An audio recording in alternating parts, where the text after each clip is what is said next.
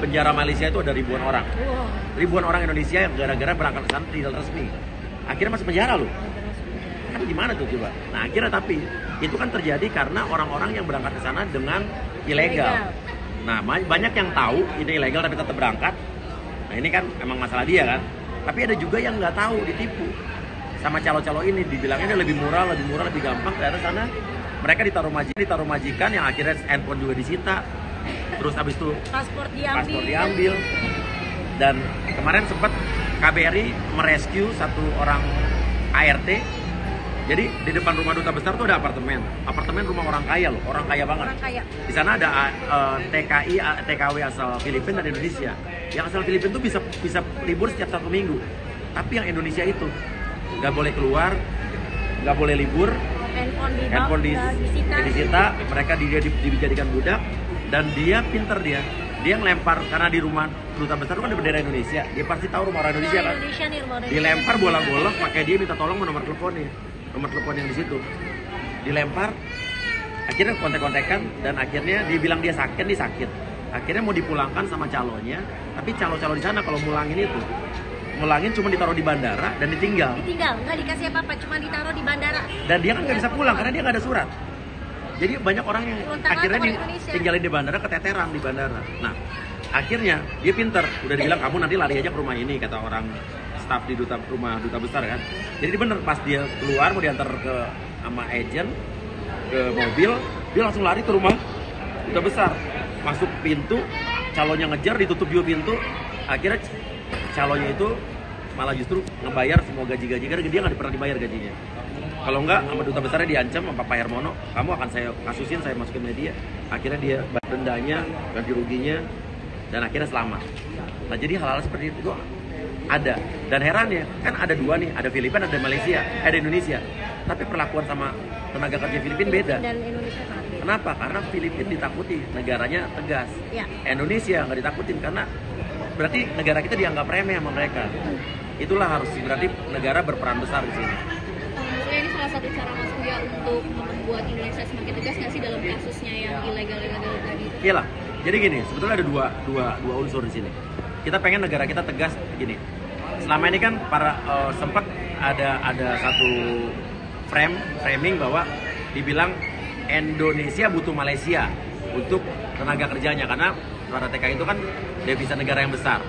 Kita gimana kalau mindsetnya kita balik? Tapi Malaysia yang butuh Indonesia untuk mencari tenaga kerja, bukan Indonesia butuh Malaysia.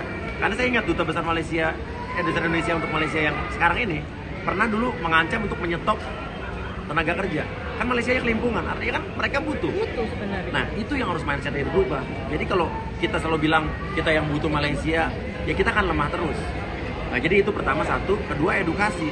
Bagaimana orang-orang yang ada di daerah-daerah itu tidak mudah tertipu oleh agen-agen yang bilang ayo berangkat dengan cara lebih gampang, lebih mudah, lebih murah. Mimpi-mimpi indah. Mereka rata-rata dijanjiin digaji 7 juta, 8 juta. Tapi rata-rata yang lewat calo-calo, mereka kadang kebanyakan tidak digaji sama sekali bertahun-tahun, atau yang terima gaji cuma 2 juta, mereka dipotong tiap bulan. Dan itu tidak pernah diomongin di awal. Surat kontrak nggak terima. Jadi mereka nggak punya kekuatan hukum apa-apa. Dan ada lagi yang sialnya nih, yang sering terjadi. Brengseknya majikan Malaysia yang mereka terima pegawai TKI ilegal, mereka tuh tahu nih, karena mereka nggak punya surat kontrak, mereka nggak mau bayar 3 tahun. Pas si TKI ini minta gajinya, mereka ngelaporin ke imigrasi bahwa ini ilegal, ditangkap jadi kan penjara. Jadi mereka nggak bayar gaji, si TKI-nya ditangkap. Itu selalu terjadi. Berarti Mas Wi sudah siap dengan teror-teroran semua orang TKW. Mas pulangin saya, Mas pulangin gue. Handphone saya waktu tahun lalu setiap bulan cuma ada 15, 12 gitu kan. Sekarang setiap hari ada ratusan TKI yang ngadu ke saya. Untuk minta pulang. Minta pulang dan cerita segala permasalahannya. Boleh di-spill nggak habis bantu biaya? Nggak tahu. Nggak tahu, nggak belum. Kayak baru 7 orang yang bisa kita keluarkan. Ini baru negara pertama kan? Baru negara pertama. Habis lebaran kita ke Hongkong, Thailand, tapi nanti Malaysia lagi. Malaysia kita kayak gitu. Tadi sebetulnya kita mau ke Saudi nih. Cuman tiketnya lagi mahal banget. Lagi bulan puasanya mahal banget. Umroh banyak yang susah. umroh, Jadi kita macam. pending dulu. Kita pending. Ada aja lah pas habis lebaran. Ya. Oke, ya berarti ini Oh. terpilihnya TKW itu nggak tahu. Kita keluarga. Ini baru negara pertama kan? Baru negara pertama. Habis lebaran kita ke Hong Kong, ke Hong Kong. Taiwan, tapi nanti kita Malaysia muter lagi. Malaysia kita kayak gitu. Tadi sebetulnya kita mau ke Saudi nih. Iya. Cuman tiketnya lagi mahal banget. Lagi bulan puasanya mahal banget. Umroh banyak yang Susah. umroh segala Jadi kita macam. pending dulu. Kita pending. Nanti aja lah pas habis lebaran. Iya. Oke, ya berarti ini Oh. terpilihnya TKW itu nggak tahu apa. Bisa ada kriterianya dengan Tadinya kita memilih yang duluan yang ibaratnya yang sakit, yang lebih butuh pulang, yang benar-benar nggak butuh biaya, nggak punya biaya. Tapi karena ternyata nggak semudah itu, akhirnya kita memilih yang Sudah suratnya clear lebih cepat. Suratnya clear lebih cepat. Dan Karena harus dipahamin ini kan beda negara. Jadi memang surat-surat harus selesai dulu untuk keluar. dari ternyata negara nggak semudah itu. Gitu. Dan kemarin kasihan banget sih, baru juga kita dengar ada TKI Indonesia yang meninggal kemarin di apartemen baru kemarin di Taiwan. Dalam keadaan tak berbusana. Baru nih beritanya. Diduga katanya dibunuh. Nah, itu jadi ngeri. Terus kemarin juga dengar kita dari aktivis TKI di Taiwan, sempat ada yang dulu yang inisial RK tuh, yang disetrika, rambutnya botak, sedih jambak terus, sama di setiap hari disuruh makan kotoran anjing. Tapi kayak begitu-gitu tuh sadis-sadis. Di Malaysia ada yang terakhir kan sampai meninggal gara-gara disiksa. Langsung samperin, ibu bawa bayi. Oke, ibu ceritanya dulu ke Malaysia gimana tuh?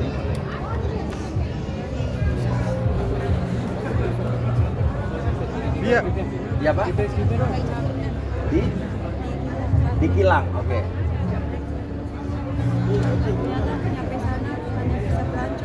Ternyata visanya visa turis. Ibu nggak tahu? Ditipu jadi?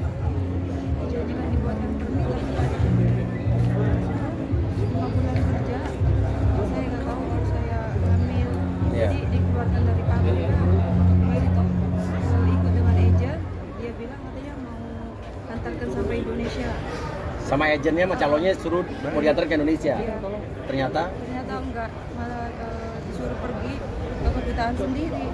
Pas itu ada orang Melayu yang tolong mau uruskan saya balik ke Indonesia, tapi kata orang imigrasi itu harus kena cek dulu kandungan kan. iya. Lepas itu seperti dari immigration dia melahirkan belajar imigrasi, jadi tahan Sempat ditahan.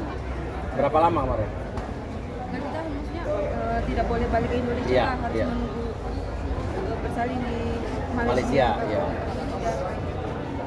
Dan sama sekali berarti nggak ketemu suami. Dan lu kan dijanjiin gaji 11 juta katanya kan? Iya. Ternyata berapa digajinya? Gajinya cuma 8 juta. 8 juta, tapi dibayar yang ini kan? Dibayar tapi ada potongan. Potongan berapa? Potongan 3.000. 3.000 itu berapa? Sekitar 10 juta. Sekitar 10 juta. Gaji 8 juta, potongan 10 juta. Jadi setiap bulan itu diambil potongan. Iya. Dijanjikannya buat permit, tapi tidak dibuatkan permit. Tidak dibuat permit. Potongan itu sebelumnya pernah dikasih tahu juga segitu jumlahnya? Iya, sekitar 3.000. Dan akhirnya bawa duit berapa sekarang pulang? 3.000. Nggak mau. Nggak ada uang sama sekali. Malahan biaya melahirkan pun nggak ada. Iya. Sekarang senang udah pulang ke sini. Kemarin nggak nyangka ya dipulangkan akhirnya ya. Mau utang sama orang-orang. Utang berapa kemarin? Apa?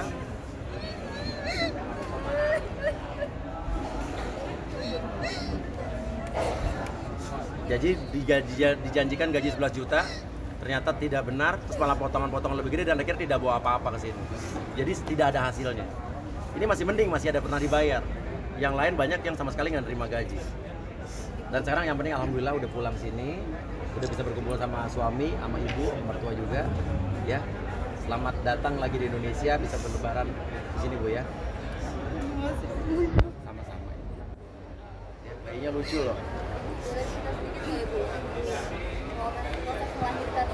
Ya. Nggak di sana sendiri, dia aja. Ada orang Melayu pun dia nggak boleh bantu sebab bukan warga Indonesia juga kan. Jadi saya sendiri di hospital itu tiap hari selalu kena marah sama nurse-nya itu. Sama perawatnya. Karena harusnya udah keluar tapi nggak keluar karena duit kan dari kampung belum kirim ke Malaysia. Jadi selama 6 hari itu kan kena marah Selalu kena marah. sama suster katanya kapan pulang, kapan keluar dari hospital, katanya kayak gitu. Tapi mama kan di rumah nggak ada, orang nggak punya kan, jadi cari-cari utang dulu biar keluarin saya dari Rumah hospital. sakit. Berarti aku mengirimkan uang berapa?